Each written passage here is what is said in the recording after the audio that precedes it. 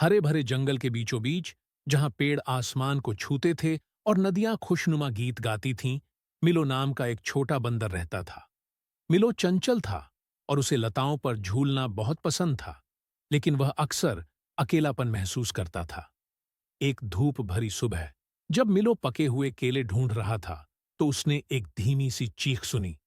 उत्सुकतावश उसने आवाज का पीछा किया और एक छोटे से तोते को कांटों वाली झाड़ी में फंसा हुआ पाया। चिंता मत करो, मैं तुम्हारी मदद करूंगा, मिलो ने सावधानी से कांटों को हटाते हुए कहा। पोली नाम का तोता आभारी था और बोला, धन्यवाद मिलो, तुम मेरे हीरो हो। क्या हम दोस्त बन सकते हैं? उस दिन से मिलो और पोली अविभाज्य हो गए। वे साथ साथ खेलते थे, फल बांटते थे और जंगल की खोज करते थे। एक दिन नदी के पास खेलते समय उन्होंने सरसराहट की आवाज सुनी। डैनी नाम का एक छोटा हिरण कीचड़ में फंसा हुआ था। कृपया मेरी मदद करो, डैनी चिल्लाया। मिलो और पोली तुरंत बचाव के लिए आए। मिलो ने एक मजबूत बेल पकड़ी, जबकि पोली डैनी को शांत रहने के लिए प्रोत्साहित करते हुए इधर उधर उड़ी। साथ मिलकर उन्होंने डैनी को बाहर निकाला। बहुत बहुत धन्यवाद, डैनी ने कहा। उसकी आंखें चमक रही थीं।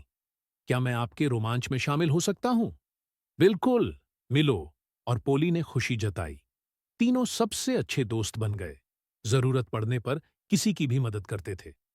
उन्होंने एक ट्री हाउस बनाया, जहां जानवर कहानियां साझा करने और साथ मिलकर हंसने के लिए इकट्ठा होते थे। एक दिन जंगल में भयंकर तूफान आया।